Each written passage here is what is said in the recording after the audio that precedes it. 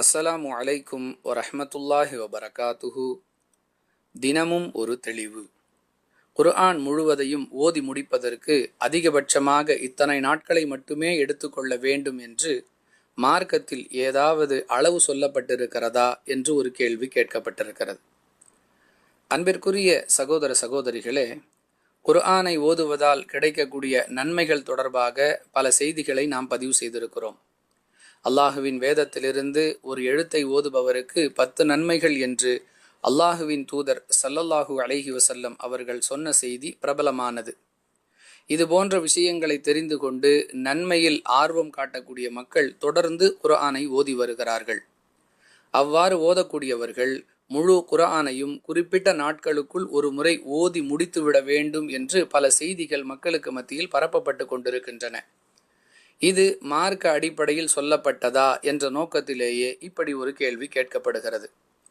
அன்பானவர்களே, முழு குர்ஆனையும் ஒரு முறை ஓதுவதற்கு இத்தனை நாட்களை மட்டுமே எடுத்துக்கொள்ள வேண்டும், அதை கடந்து விடக்கூடாது என்ற கருத்தில் எந்த ஒரு திருக்குர்ஆனுடைய வசனமும் இல்லை, ஆதாரபூர்வமான எந்த ஒரு நபிமொழியும் இல்லை.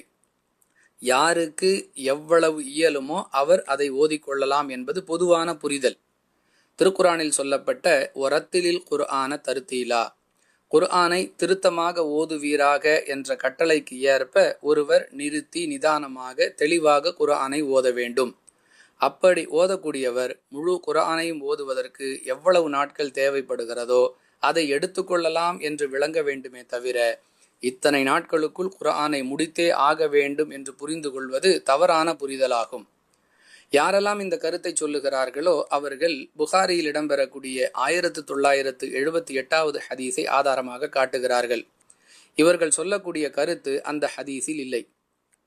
அப்துல்லாஹ் இப்னு அம்ர் ரதியல்லாஹு அன்ஹு அவர்கள் அதிகமான நற்செயல்களை செய்ய வேண்டும் என்பதற்காக தன்னை வருத்தி கொள்கிறார்கள் என்பதை அறிந்த ரசூலுல்லாஹி ஸல்லல்லாஹு அலைஹி வஸல்லம் அவர்கள் அந்த நபித்தோழருக்கு பல அறிவுரைகளையும் ஆலோசனைகளையும் கூறுகிறார்கள்.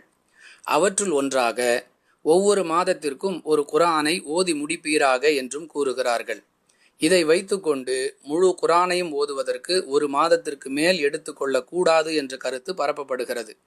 அன்பானவர்களே, இது ஆலோசனை அறிவுரை என்ற பொருளில் அமைந்திருக்கக்கூடிய செய்தியே தவிர கட்டளை பொருளில் அமைந்த செய்தி அல்ல.